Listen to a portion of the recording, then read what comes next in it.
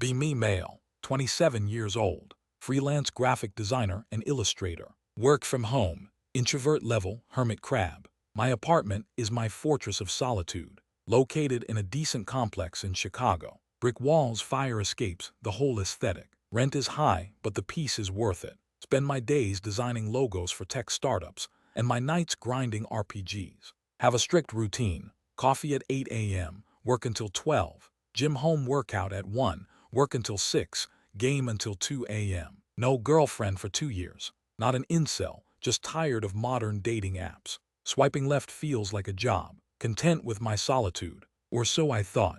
It's a Tuesday in October. I'm in the zone, shading a dragon for a book cover. Suddenly, it sounds like a bomb went off in the hallway. Thud crash. Oh, for the love of, pivot. A female voice screaming. Sounds like she's fighting a bear. Pause my music. Curiosity gets the better of me. Open my door. The hallway is blocked by a jungle. Literally. There are boxes everywhere, but mostly there are plants. Ferns, monstrous cacti, things that look like vines. Buried under a massive fiddle leaf fig is a girl, maybe 54. Messy bun, oversized denim overalls, paint on her cheek. She's struggling to keep the tree upright while balancing a box on her foot. She sees me. Hi, sorry, did I disturb you? I'm losing a war with photosynthesis here. She's breathless. Do you need a hand? If you could just grab the pot before I drop it and destroy my security deposit, that would be amazing. I step out, grab the heavy ceramic pot. It weighs a ton. Where is this going? 4B right next to you. I'm Clara. Anon. Nice to meet you, Anon. Welcome to the jungle. We spend the next hour moving her stuff. She has an insane amount of plants. Like concerning amounts. I'm a botanist, she explains, wiping sweat from her forehead. And a landscape architect. I bring work home. Clearly, we finally finish. Her apartment looks like a greenhouse. Thanks, Anon. You're a lifesaver. I'll bake you cookies as payment. No need. I insist. I make a mean oatmeal raisin. Chocolate chip, and we have a deal. She laughs. It's a loud, unself-conscious laugh. Deal. Go back to my apartment. Silence returns. But now I know who lives on the other side of my bedroom wall. Clara, the botanical chaos demon. Next morning, 7:00 a.m. I'm asleep. Suddenly, music starts blasting through the wall. It's Walking on Sunshine, followed by the sound of a blender. Then singing. She is singing to the blender. Bury my head under the pillow. This is going to be a problem. See her in the hallway later that day. She looks fresh, holding a travel mug. Morning, neighbor, did you sleep well? The walls are thin, Clara. She freezes. Oh no, did you hear my shower concert? And the blender, and the Katrina and the waves cover. She turns bright red. I am so sorry, I'm a morning person. I'll try to keep it down. Please do. She leaves a Tupperware container at my door that evening. Chocolate chip cookies. Sticky note says,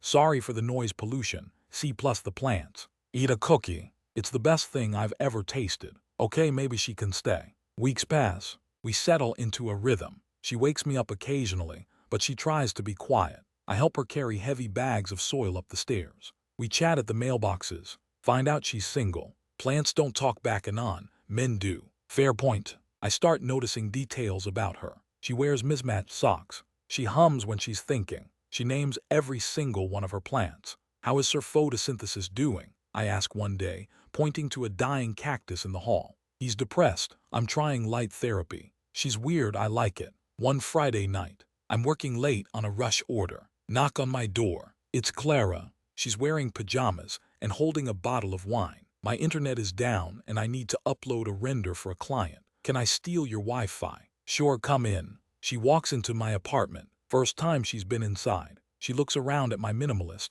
grayscale setup. It's very clean in here. Where are the living things? I am the living thing. She sits on my couch, opens her laptop. Password. Password is Geralt of Rivia. She types it in. Witcher fan, nice. She works for 20 minutes while I sketch. I can feel her looking at me. What are you drawing? Logo for a coffee shop. Can I see? Show her. It's good, but it needs more organic lines. It's too rigid. She reaches over and traces a curve on my tablet screen. Her hand brushes mine. Static electricity shock. We both jump. Sorry, she laughs. I'm electric. We end up drinking the wine. Talk until 2 a.m. About art, biology, why she moved here. Needed a fresh start, she says, looking into her glass. My ex was suffocating. He didn't like the dirt under my fingernails. His loss, the dirt adds character. She smiles at me, a soft, genuine smile. You're nice, Anon. You play the grumpy hermit well, but you're actually a softie. Don't tell anyone, ruins the brand. She leaves.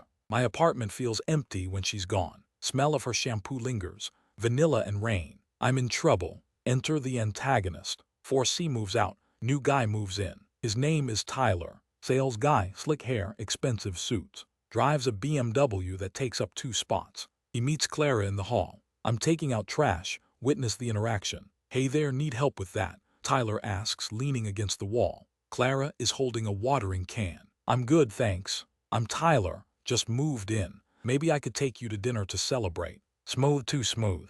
Clara laughs awkwardly. Oh, I'm really busy with work right now. Welcome to the building, though. She ducks into her apartment. Tyler watches her go, then sees me. Looks me up and down, sweatpants and a hoodie. Dismisses me immediately. Sup, he nods and goes into his place. Great arrival. Tyler is persistent. He starts leaving flowers at her door. Store-bought roses. Clara complains to me about it on the balcony. Our balconies are adjacent, separated by a railing. He bought me red roses, Anon. Red roses, it's so cliché, and they have aphids. The horror. It is a horror. I don't want his aphid-infested love tokens. Did you tell him you're not interested?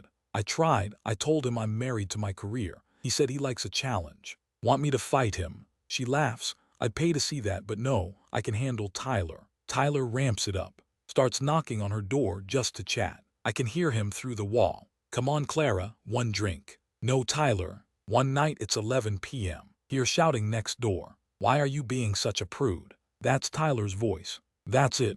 Stand up, adrenaline spikes. Walk out of my apartment. Tyler is standing in her doorway, blocking it with his arm. Clara looks uncomfortable, trying to close the door. Is there a problem here? I ask, voice surprisingly steady. Tyler turns. Mind your business, sketch boy. It is my business. You're being loud. I step closer. I'm not huge, but I'm taller than him. She said no, Tyler. Go back to your cave. Tyler sneers. Whatever, she's crazy anyway. Apartment smells like dirt. He storms off to his unit, slams the door. Clara lets out a breath she was holding. She looks shaken. You okay? Yeah, he just wouldn't leave. He won't bother you again. If he does, I call the landlord. She steps out and hugs me. Unexpected. She fits perfectly against my chest. My hero, she whispers. Just a neighbor, I repeat, but I'm holding her a little too long. We pull apart. Want to come in? I made tea, she asks. Always. We sit on her floor surrounded by plants. You know, she says, tracing a pattern on the rug.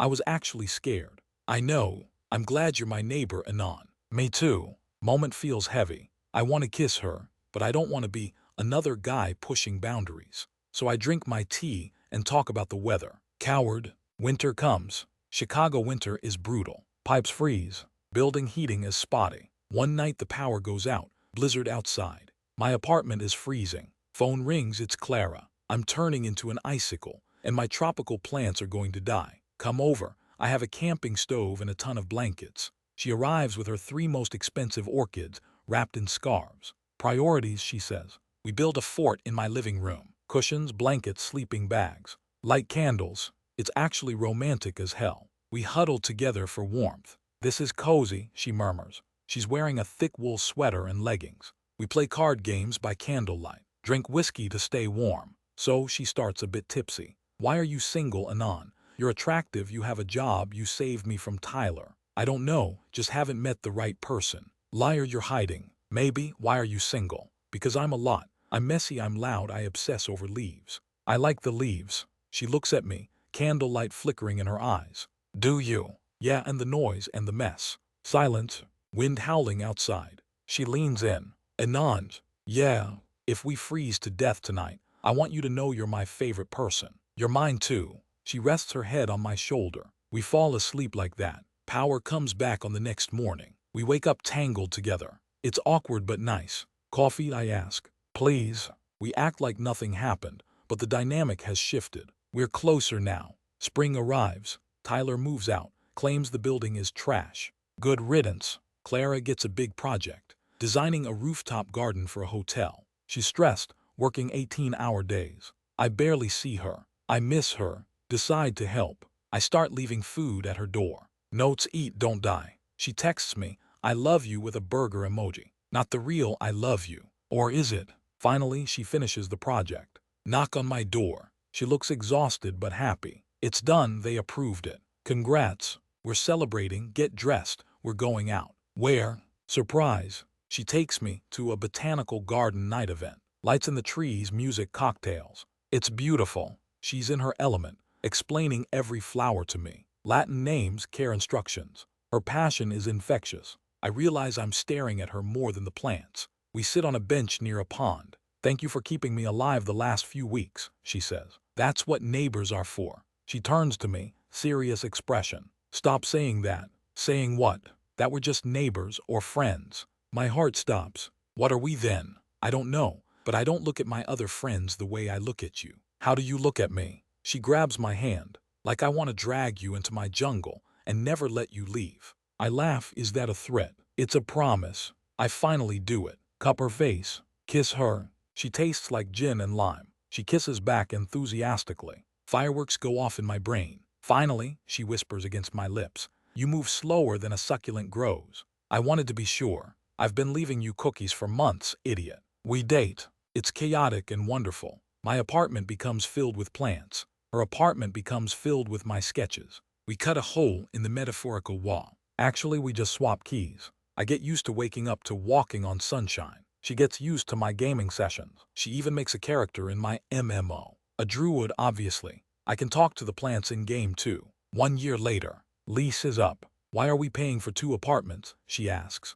Good question. We look for a place together. Find a loft with huge windows, south-facing, perfect for plants. Moving day. It's a nightmare of boxes and vines again. But this time, we're doing it together. Find a box of my old stuff. Sketchbook from the day we met. Open it. Sketch of a girl struggling with a fiddle leaf fig. Caption, the girl next door. She sees it, tears up. You drew this that day. Yeah, I thought you were cute and crazy. I love you, Anon. I love you too, Clara. Life settles in. We adopt a cat, name him Spock. Spock eats a fern, Clara cries. Spock throws up. Domestic bliss. My freelance business takes off. Her landscape designs win awards. We are a power couple of creativity and dirt. 3 years in, we take a trip to Japan. Kyoto, cherry blossom season. We're walking through a bamboo forest. It's quiet, majestic. It's perfect, she says, looking up at the stalks. Not quite, I say. Get down on one knee. Pull out a ring. Instead of a diamond, it's a custom setting shaped like a vine with a green emerald.